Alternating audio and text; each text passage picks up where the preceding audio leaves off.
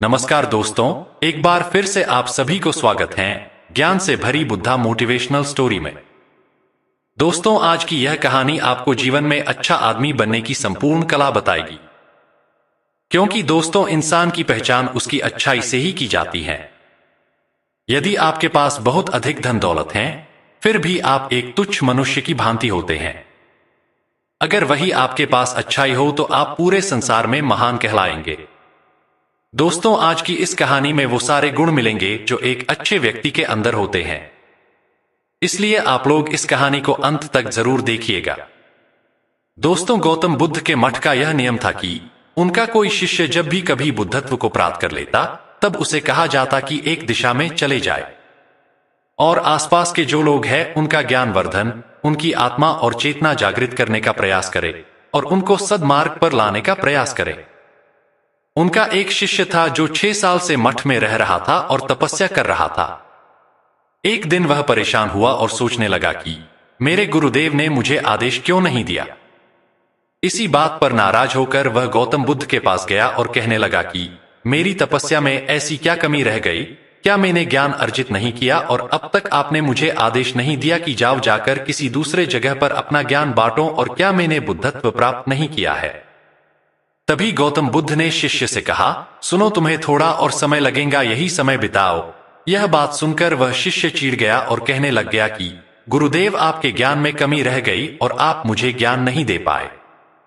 गौतम बुद्ध को लगा कि ये समझेगा नहीं और कहा, ठीक है, कल सुबह पूर्व दिशा में एक गांव है, वह जाना और वहां से भिक्षा लेकर आना और अपना पूरा दिन वही बिताना और कोशिश करना कि वहां के लोगों को थोड़ा सा ज्ञान बांटना और आकर मुझे बताना कि अनुभव कैसा रहा। वह शिष्य बड़ा खुश हुआ और उसको लगा कि अब तो बात बन गई, अब मुझे आदेश मिल गया। और वह दूसरे दिन सुबह पूर्व दिशा की उस गांव में चला गया और शाम में जब वापस आया तो हाथ में पट्टी बंधी थी और हाथ पैरों पर चोट निशान थे। ये देखकर गौतम बुद्ध ने उस शिष्य से पूछा कि ये क्या हाल कर लिया। तब उसने बताया कि आपने मुझे कैसे गांव में भेज दिया और वहां पर जब मैंने भिक्षा मांगी तो लोग मुझे डांटने लगे और भगाने लगे। एक व्यक्ति सिर्फ वहां पर मुझे भिक्षा दी, वो भी जमीन पर फेंक कर, और कहा कि ले जाओ इसको।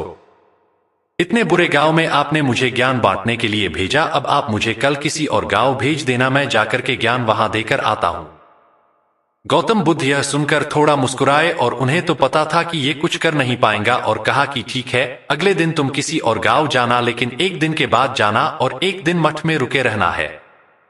अब की बार गौतम बुद्ध ने अपने दूसरे शिष्य को उस गांव में भेजा जहां अपने उस शिष्य को भेजा था, और शाम में जब वह शिष्य वापस लौटा था तो उसकी भी हालत वही थी और हाथ पैरों में चोट लगी और पट्टी बंधी हुई थी।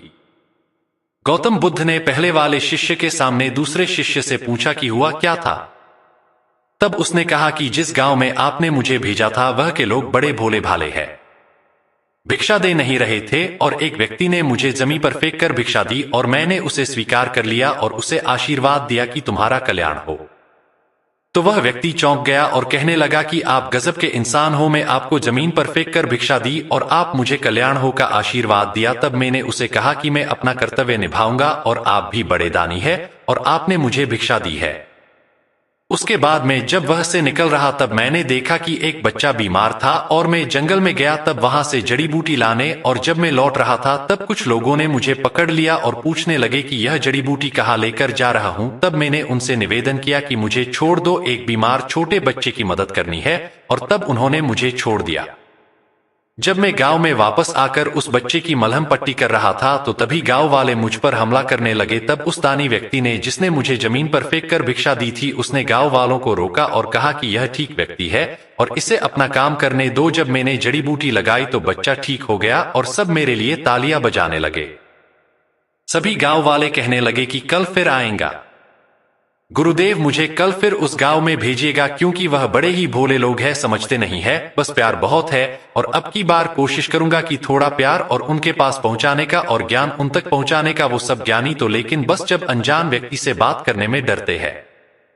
वो जो पहला शिष्य था जो एक दिन पहले उसे गांव में गया था, वह सुन रहा था और समझ रहा था और गौतम बुद्ध की चरणों में गिरकर बोला कि गुरुदेव, कमी तो मुझ में ही थी। आपने ज्ञान तो बहुत सारा दिया, लेकिन मैं उसे आचरण में नहीं ढाल पाया और मैं अहंकार को ऊपर रखा और उसी गांव के लोगों को पहचान नहीं पाया और मार खाकर चला आया। और मार तो इन्होंने भी खाई, लेकिन इनका अहंकार मिट चुका है और ये समझ चुके हैं कि वह लोग भोले भाले हैं और हमें उनसे अलग तरीकों से व्यवहार करना होगा और ज्ञान को आचरण में ढालकर उन लोगों तक पहुंचाना होगा। दोस्तों, इस कहानी से हमें यह सीख मिलती है कि अच्छा इंसान बनने पर ध्यान दीजिए। अच्छा समय अपने आप चला आएगा। हम अच्छा समय लाना चाहते हैं, लेकिन अच्छा इंसान नहीं बन पाते हैं और सारी गड़बड़ बस यही हो जाती है। तो दोस्तों, आपको यह कहानी कैसी लगी कमेंट में जरूर बताइएगा। आप सभी का धन्यवाद।